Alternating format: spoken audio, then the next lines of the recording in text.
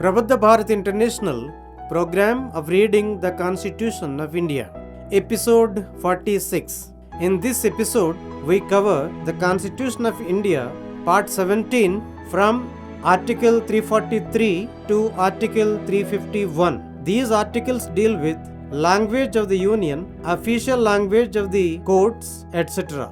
భారత రాజ్యాంగము, ప్రబుద్ధ భారత నిర్మాణము. ప్రబుద్ధ భారత్ ఇంటర్నేషనల్ ఆధ్వర్యంలో రాజ్యాంగ పఠనానికి ఆహ్వానం. నా పేరు ఝాన్సీ గడ్డం. రాజ్యాంగ పఠనం 46వ ఎపిసోడ్. ఈ ఎపిసోడ్లో భారత రాజ్యాంగం 17వ భాగంలోని అధికరణ 343 నుంచి అధికరణ 351 వరకు చదువుకున్నాం. ఇవి అధికార భాష, యూనియన్ అధికార భాష, ప్రాంతీయ భాషలు, సుప్రీంకోర్టు, హైకోర్టులలో వాడు భాషల విషయంలో ప్రత్యేక నిర్దేశాలకు సంబంధించినవి. Part 17 Official Language, Language of the Union. Article 343 Official Language of the Union. Clause 1 The official language of the Union shall be Hindi in Devanagari script. The form of numerals to be used for the official purposes of the Union shall be the international form of Indian numerals. Clause 2 Notwithstanding anything in Clause 1, for a period of 15 years from the commencement of this Constitution, the English language shall continue to be used for all the official purposes of the Union for which it was being used immediately before such commencement, provided that the President may, during the said period, by order, authorize the use of Hindi language in addition to the English language and of the Devanagari form of numerals in addition to the international form of Indian numerals for any of the official purposes of the Union. Clause 3. Notwithstanding anything in this article, Parliament may by law provide for the use after the said period of 15 years of subclause A, the English language, or subclause B, the Devanagari form of numerals, for such purposes as may be specified in the law. 17వ భాగము అధికార భాష. 1వ అధ్యాయము union భాష. అధికరణ 343 union అధికార భాష. Clause 1 Devanagari లిపిలోని Hindi union ప్రభుత్వ అధికార భాషే ఉండవలెను. యూనియన్ ప్రభుత్వ అధికార ప్రయోజనముల నిమిత్తము ఉపయోగించవలసిన అంకెల రూపము భారతీయ అంకెల అంతర్జాతీయ రూపమై ఉండవలెను. క్లాజ్ 2 నిబంధన 1లో ఏమున్నప్పటికీ ఈ రాజ్యాంగము ప్రారంభమైనప్పటి నుండి 15 సంవత్సరముల వరకు అట్టి ప్రారంభమునకు ముందు యూనియన్ ప్రభుత్వ ఏ అధికార ప్రయోజనముల నిమిత్తము ఇంగ్లీషు భాష వాడబడుచున్నదో ఆ ప్రయోజనములన్నింటిలోనూ ఇంగ్లీషు వాడవలెను. అయితే దేశాధ్యక్షులు సదరు కాలావధిలో యూనియన్ అధికార ప్రయోజనములలో దేని కొరకైనను ఇంగ్లీషు భాషతో పాటు హిందీ భాషను మరియు భారతీయ అంకెల అంతర్జాతీయ రూపముతో పాటు అంకెల దేవనాగరి రూపమును ఉపయోగించుటకు ఉత్తర్వు ద్వారా అధికారం ఇవ్వవచ్చును. క్లాజ్ 3 ఈ అధికరణలో దేనితోనూ నిమిత్తం లేకుండా పార్లమెంటు శాసనము ద్వారా ఆ శాసనము నిర్దిష్టపరచు ప్రయోజనముల కొరకు సబ్ క్లాజ్ ఏ ఇంగ్లీషు భాషను లేక సబ్ క్లాజ్ బి అంకెల దేవనాగరి రూపమును సదరు 15 సంవత్సరముల కాలావధి తరువాత ఉపయోగించుటకు నిబంధనలను చేయవచ్చును. Article 344 Commission and Committee of Parliament on Official Language. Clause 1 The President shall, at the expiration of 5 years from the commencement of this Constitution and thereafter at the expiration of 10 years from such commencement, by order constitute a commission which shall consist of a chairman and such other members representing the different languages specified in the 8th schedule as the President may appoint, and the order shall define the procedure to be followed by the commission. Clause 2 It shall be the duty of the commission to make recommendations to the President as to subclause A, the progressive use of Hindi language for the official purposes of the Union, subclause B, restrictions on the use of English language for all or any of the official purposes of the Union, subclause C, the language to be used for all or any of the purposes mentioned in Article 348, subclause D, the form of numerals to be used for any one or more specified purposes of the Union, subclause E, any other matter referred to the Commission by the President as regards the official language of the Union and the language for communication between the Union and a state or between one state and another and their use. Clause 3. In making their recommendations under Clause 2, the Commission shall have due regard to the industrial, cultural and scientific advancement of India and the just claims and the interests of persons belonging to the non-Hindi speaking areas in regard to the public services.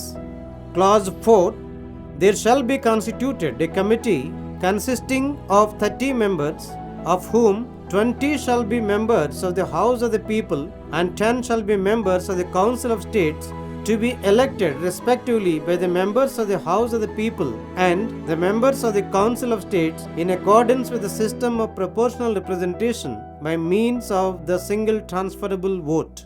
Clause 5. It shall be the duty of the committee to examine the recommendations of the Commission constituted under Clause 1 and to report to the President their opinion thereon. Clause 6. Notwithstanding anything in Article 343, the President may, after consideration of the report referred to in Clause 5, issue directions in accordance with the whole or in a part of the report. అధికరణ 344 అధికార భాష మరియు commission కోసం parliament committee. Clause 1. ఈ రాజ్యాంగము ప్రారంభమైనప్పటి నుండి 5 సంవత్సరములు ముగిసిన తరువాత మరియు అటు తరువాత నుండి ప్రతి 10 సంవత్సరములు ముగియినప్పుడు దేశాధ్యక్షులు ఉత్తర్వు ద్వారా ఒక కమిషన్ను ఏర్పాటు చేయవలెను. ఆ కమిషను దేశాధ్యక్షులు నియమించినట్టి చైర్మన్ మరియు 8వ షెడ్యూలులో నిర్దిష్టపరిచిన వివిధ భాషలకు ప్రాతినిధ్యమిచ్చు ఇతర సభ్యులతో కూడి ఉండవలెను. ఈ అధికార భాషా కమిషన్ అనుసరించవలసిన కార్యవిధానము ఆ ఉత్తర్వులలో నిర్ణయించవలెను. క్లాజ్ 2. ఈ క్రింది విషయములకు సంబంధించి దేశాధ్యక్షునికి సిఫారసు చేయుట కమిషన్ విధి. సబ్ క్లాజ్ ఏ. యూనియను అధికార ప్రయోజనము నిమిత్తము హిందీ భాష వినియోగమును క్రమక్రమముగా పెంచుట. Sub clause B. యూనియన్ యొక్క అన్ని లేక ఏవేని అధికార ప్రయోజనముల నిమిత్తం ఇంగ్లీషు భాషను వినియోగించుటపై పరిమితులను విధించుట. Sub clause C. 348వ అధికరణలో పేర్కొనిన అన్ని లేక ఏవేని ప్రయోజనములకు వాడవలసిన భాషను నిర్ధారించుట. Sub clause D. యూనియన్ యొక్క 1 లేక అంతకు మించిన నిర్దిష్ట ప్రయోజనముల కొరకు వాడవలసిన అంకెల రూపము. సబ్ క్లాజ్ ఇ. యూనియన్ అధికార భాషను గురించి మరియు యూనియన్కు ఒక రాష్ట్రమునకు మధ్య లేదా ఒక రాష్ట్రమునకు మరి ఒక రాష్ట్రమునకు మధ్య ఉత్తర ప్రత్యుత్తరముల భాషను గురించి మరియు ఆ భాషను ఉపయోగించడం గురించి దేశాధ్యక్షునిచే ఆ కమిషన్కు నిర్దేశించబడిన ఏదేని ఇతర విషయము. క్లాజ్ 3. నిబంధన 2 క్రింద సిఫారసు చేయటంలో కమిషను భారతదేశపు పారిశ్రామిక, సాంస్కృతిక మరియు వైజ్ఞానిక పురోభివృద్ధిని, పబ్లిక్ సర్వీసులు, ప్రజాసేవల విషయంలో హిందీ మాట్లాడని ప్రాంతాల వారి న్యాయమైన క్లెయిములను అంటే హక్కులను, ప్రయోజనములను తగిన విధముగా దృష్టి అందుంచుకొనవలెను. క్లాజ్ 4. 30 మంది సభ్యులతో కూడిన పార్లమెంటరీ కమిటీ ఒకటి ఏర్పాటు చేయబడుతుంది. అందులో 20 మంది ప్రజల సభ సభ్యులు, 10 మంది రాష్ట్రాల సభ సభ్యులు ఉండవలెను. వీరిని సింగిల్ ట్రాన్స్ఫరబుల్ ఓటు ద్వారా దామాషా ప్రాతినిధ్య విధానమును అనుసరించి ప్రజల సభ మరియు రాష్ట్రాల సభ సభ్యుల నుండి ఎన్నుకొనవలెను. క్లాజ్ 5. నిబంధన 1 క్రింద ఏర్పడిన కమిషన్ ఇచ్చిన సిఫార్సులను పరిశీలించి వాటిపై తమ అభిప్రాయములను దేశాధ్యక్షునికి తెలియచేయుట ఈ కమిటీ విధి. క్లాజ్ 6. 343వ అధికరణలో దేనితోనూ నిమిత్తం లేకుండా దేశాధ్యక్షులు పై నిబంధన 5లో పేర్కొనిన నివేదికను పరిశీలించిన మీదట అట్టి పూర్తి నివేదికను అనుసరించి లేదా అందలి ఏవేని భాగములను అనుసరించి గాని ఆదేశములను జారీ చేయవలెను. Chapter 2 Regional Languages. Article 345 Official Language or Languages of a State. Subject to the provisions of Articles 346 and 347, the legislature of a state may by law adopt any one or more of the languages in use in the state or Hindi as the language or languages to be used for all or any of the official purposes of that state, provided that until the legislature of the state otherwise provides by law, the English language shall continue to be used for those official purposes within the state for which It was being used immediately before the commencement of this constitution. రెండవ అధ్యాయము ప్రాంతీయ భాషలు. అధికరణ 345. ఒక రాష్ట్ర అధికార భాష లేదా భాషలు. 346, 347వ అధికరణలోని నిబంధనలకు లోబడి ఒక రాష్ట్ర శాసన వ్యవస్థ శాసనము ద్వారా ఆ రాష్ట్రపు అన్ని లేక ఏవైనా అధికార ప్రయోజనముల నిమిత్తము ఉపయోగించు భాష లేదా భాషలుగా ఆ రాష్ట్రంలో వాడబడుతున్న ఏదేని ఒకటి లేదా అంతకంటే ఎక్కువ భాషలను లేదా హిందీని శాసనము ద్వారా స్వీకరించవచ్చు. అయితే ఆ రాష్ట్ర శాసన వ్యవస్థ శాసనము ద్వారా ఇతర విధముగా నిబంధనలు చేస్తే తప్ప ఈ రాజ్యాంగ ప్రారంభమునకు పూర్వము ఆ రాష్ట్రములో అధికార ప్రయోజనముల నిమిత్తము వాడబడుతున్న ఇంగ్లీషు భాష ఆ రాష్ట్ర అధికార భాషగా కొనసాగించబడుతుంది. Article 346.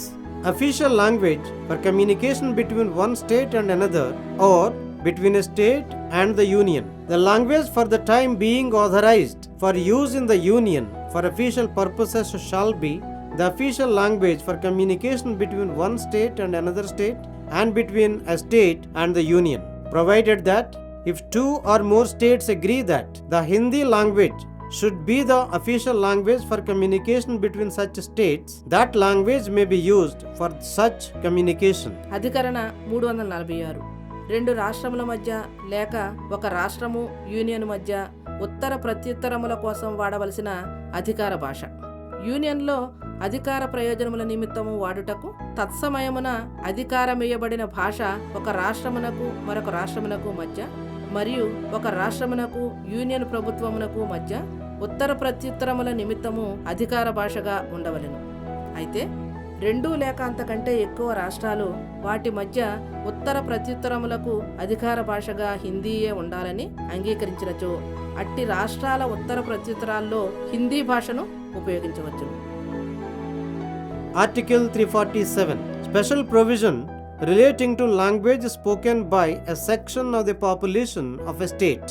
On a demand being made in that behalf, the President may, if he is satisfied that a substantial proportion of the population of a state desire the use of any language spoken by them to be recognized by that state, direct that such language shall also be officially recognized throughout that state or in a part thereof for such purpose as he may specify. అధికరణ 347. ఒక రాష్ట్ర జనాభాలో ఒక వర్గం ప్రజలు మాట్లాడే భాషకు సంబంధించి ప్రత్యేక నిబంధన. ఒక రాష్ట్రంలో గణనీయమైన జనసంఖ్య గలవారు వారు మాట్లాడే భాషను ఆ రాష్ట్రంలో అధికారికంగా గుర్తించాలని చేసే కోరిక మేరకు అది సరైనదని సంతృప్తి చెందినప్పుడు దేశాధ్యక్షులు అట్టి భాష ఆ రాష్ట్రమంతటా లేదా ఆ రాష్ట్రములోని ఏదేని ప్రాంతములో తనచే నిర్దిష్టపరచబడినట్టి ప్రయోజనము నిమిత్తం అధికార భాషగా గుర్తించబడాలని కూడా ఆ రాష్ట్రాన్ని ఆదేశించవచ్చును. Chapter 3. Language of the Supreme Court, High Courts, etc.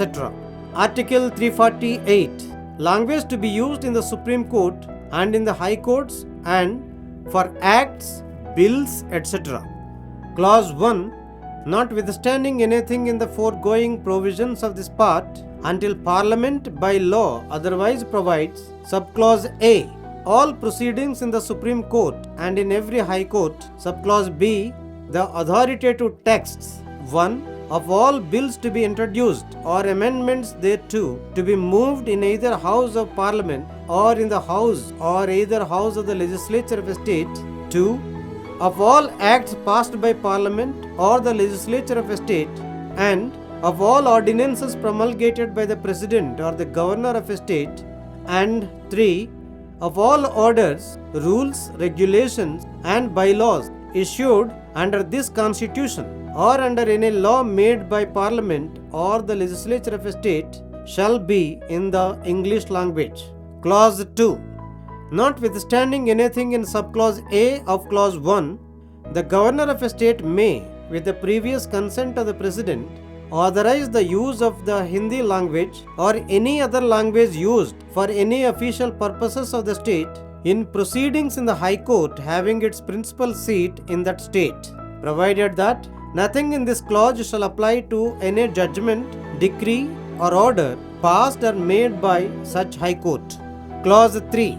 Notwithstanding anything in subclause B of Clause 1, where the legislature of a state has prescribed any language other than the English language for use in bills introduced in or acts passed by the legislature of the state, or in ordinances promulgated by the governor of the state, or in any order, rule, regulation, or by law referred to in paragraph 3 of that subclause. A translation of the same in the English language published under the authority of the governor of the state in the official gazette of that state shall be deemed to be the authoritative text thereof in the English language under this article. మూడవ అధ్యాయము supreme court, హైకోర్టులు మొదలగు విషయాల్లో భాష. అధికరణ 348. Supreme court మరియు హైకోర్టులలోను చట్టాలు, బిల్లులు మొదలగు వాటి కొరకు వాడవలసిన భాష. క్లాజ్ 1. ఈ భాగములో దేనితోనూ నిమిత్తం లేకుండా పార్లమెంటు శాసనములో ఇతర విధముగా నిబంధించినంత వరకు ఈ క్రింది వాటికి ఇంగ్లీషు భాషను వాడవలెను. Sub clause A. సుప్రీంకోర్టు మరియు ప్రతి హైకోర్టులోని అన్ని ప్రొసీడింగులు. Sub clause B. ఈ క్రింది వాటికి సంబంధించిన అధీకృత లిఖితాంశములు: 1. పార్లమెంటులోని ఏదేని సభలో కానీ లేదా రాష్ట్ర శాసన వ్యవస్థలోని ఒక సభలో కానీ లేక ఏదేని సభలో కానీ ప్రవేశపెట్టబడు బిల్లులు, వాటికి సవరణలు. 2. పార్లమెంటుచే లేదా ఒక రాష్ట్ర శాసన వ్యవస్థచే ఆమోదించబడు అన్ని చట్టాలు మరియు దేశాధ్యక్షులచే లేక ఒక రాష్ట్ర గవర్నరుచే జారీ చేయబడు అన్ని ఆర్డినెన్సులు. 3. ఈ రాజ్యాంగము క్రింద లేదా పార్లమెంటు లేక రాష్ట్ర శాసన వ్యవస్థ చేసిన ఏదైనా చట్టము క్రింద జారీ చేయబడు అన్ని ఉత్తర్వులు, వినిమయములు, రెగ్యులేషన్లు, బైలాలు. క్లాజ్ 2. నిబంధన 1 యొక్క ఉపనిబంధన ఏలో దేనితోనూ నిమిత్తం లేకుండా ఒక రాష్ట్ర గవర్నరు దేశాధ్యక్షుని ముందస్తు అనుమతితో ఆ రాష్ట్రములో హైకోర్టు ప్రధాన పీఠములోని ప్రొసీడింగులలో హిందీని లేక ఆ రాష్ట్ర అధికార ప్రయోజనములకు వాడుతున్న ఏదేని ఇతర భాషను వాడుటకు అధికారం ఇవ్వచ్చును. అయితే ఈ నిబంధనలో ఉన్నదేదియు అట్టి హైకోర్టుచే ఆమోదించబడిన లేక చేయబడిన ఏదేని తీర్పు, డిక్రీ లేదా ఉత్తర్వుకు వర్తించరాదు. క్లాజ్ 3. నిబంధన 1లోని ఉపనిబంధన ఏలో దేనితోనూ నిమిత్తం లేకుండా ఒక రాష్ట్ర శాసన వ్యవస్థచే ఆ రాష్ట్ర శాసన వ్యవస్థలో ప్రవేశపెట్టబడు బిల్లులలో లేదా ఆమోదించబడు చట్టములలో లేదా ఆ రాష్ట్ర గవర్నరు జారీ చేయు ఆర్డినెన్సులలో లేదా ఆ ఉపనిబంధనలోని 3వ పేరాలో పేర్కొనబడిన ఏదేని ఉత్తర్వు, రూలు, రెగ్యులేషను లేదా బైలాలో ఇంగ్లీషు కాకుండా ఏదేని ఇతర భాషను వాడినప్పుడు దాని ఇంగ్లీషు అనువాదము ఆ రాష్ట్ర అధికార గెజెట్లో ఆ రాష్ట్రం ద్వారా అధికారికంగా ప్రచురించబడవలెను మరియు ఈ అధికరణ క్రింద సదరు ఇంగ్లీషులో గల విషయాంశమే అధికారికమైనదిగా భావింపబడవలెను. Article 349. Special procedure for enactment of certain laws relating to language. During the period of 15 years from the commencement of this Constitution, no bill or amendment making provision for the language to be used for any of the purposes mentioned in Clause 1 of Article 348 shall be introduced or moved in either House of Parliament without the previous sanction of the President, and the President shall not give his sanction to the introduction of any such bill or the moving of any such amendment, except after he has taken into consideration the recommendations of the Commission constituted under Clause 1 of Article 344 and the report of the committee constituted under Clause 4 of that article. అధికరణ 349. భాషకు సంబంధించిన కొన్ని శాసనాలను చేయుటకు ప్రత్యేక కార్యవిధానము. ఈ రాజ్యాంగ ప్రారంభము నుండి 15 సంవత్సరముల లోపల 348వ అధికరణలోని నిబంధన 1లో పేర్కొనబడిన ఏదేని ప్రయోజనము కొరకు వాడవలసిన భాషకై నిబంధనలు చేయు ఏ బిల్లును గాని సవరణను గాని దేశాధ్యక్షుని ముందస్తు అనుమతి లేకుండా పార్లమెంటులోనూ ఏ సభలో గాని లేక 2 సభలలో గాని ప్రవేశపెట్టరాదు లేక ప్రస్తావించరాదు. అట్టి బిల్లు ప్రవేశపెట్టుటకు లేదా అట్టి సవరణను ప్రస్తావించుటకు దేశాధ్యక్షులు 344వ అధికరణలోని నిబంధన 1 క్రింద ఏర్పాటు చేసిన కమిషన్ సిఫారసులు, ఆ అధికరణలో నిబంధన 4 క్రింద ఏర్పాటైన కమిటీ రిపోర్టు పరిశీలించిన తర్వాత గాని తన అనుమతిని ఇవ్వరాదు. Chapter 4. Special Directives. Article 350. Language to be used in representations for redress of grievances. Every person shall be entitled to submit a representation for the redress of any grievance to any officer or authority of the Union or a state in any of the languages used in the Union or in the state as the case may be. 4వ అధ్యాయము ప్రత్యేక ఆదేశములు. అధికరణ 350. విషాద నివారణ కోసం విన్నపములలో ఉపయోగించవలసిన భాష. ఏదైనా విషాదాన్ని నివారించవలసిందిగా కోరుతూ విన్నపములను యూనియను లేదా రాష్ట్ర ప్రభుత్వ అధికారికి లేదా అధికార సంస్థకు ఎవరికైనాను సందర్భానుసారము యూనియను లేదా ఆ రాష్ట్రంలో వాడుతున్న భాషలలో ఏ భాషలోనైనాను సమర్పించుకున్నటకు ప్రతి వ్యక్తి హక్కు కలిగి ఉండును. Article 350A. Facilities for instruction in mother tongue at primary stage. It shall be the endeavor of every state and of every local authority within the state to provide adequate facilities for instruction in the mother tongue at the primary stage of education to children belonging to linguistic minority groups, and the President may issue such direction to any state as he considers necessary or proper for securing the provision of such facilities. అధికరణ 350A. ప్రాథమిక స్థాయి విద్యాబోధనకు మాతృభాషలో అవకాశము కల్పించుట. భాషాపరంగా minority వర్గాలకు చెందిన పిల్లలకు ప్రాథమిక స్థాయిలో వారి మాతృభాషలోనే విద్యాబోధన చేయుటకు ప్రతి రాష్ట్ర ప్రభుత్వము ఆ రాష్ట్రంలో ప్రతి స్థానిక అధికార సంస్థ తగిన వసతులు సమకూర్చుటకు పాటుపడవలెను. Article 350B. Special Officer for Linguistic Minorities. Clause 1. There shall be a special officer for linguistic minorities to be appointed by the President. Clause 2. It shall be the duty of the special officer to investigate all matters relating to the safeguards provided for the linguistic minorities under this Constitution and report to the President upon those matters at such intervals as the President may direct, and the President shall cause all such reports to be laid before each House of Parliament and sent to the governments of the states concerned. అధికరణ 350B. భాషాపరమైన అల్పసంఖ్యాక వర్గాల కోసం ప్రత్యేక అధికారి. Clause 1. భాషాపరంగా అల్పసంఖ్యాక వర్గాల కోసం దేశాధ్యక్షులు ఒక ప్రత్యేక అధికారిని నియమించవలెను. క్లాజ్ 2. ఈ రాజ్యాంగము క్రింద భాషాపరంగా మైనారిటీ వర్గాలకు సమకూర్చబడిన రక్షణకు సంబంధించి అన్ని విషయాలను దర్యాప్తు చేయుటకు ఆ విషయాలపై దేశాధ్యక్షులు ఆదేశించినట్టి కాలావధుల్లో నివేదికలను దేశాధ్యక్షునికి సమర్పించుట ఈ ప్రత్యేక అధికారి విధి అయి ఉండవలెను. మరియు దేశాధ్యక్షునికి సమర్పించబడినట్టి నివేదికలన్నింటినీ పార్లమెంటులోని ప్రతిసభ ముందు ఉంచుటకు మరియు సంబంధిత రాష్ట్ర ప్రభుత్వాలకు పంపుటకు చర్యలు తీసుకొనవలెను.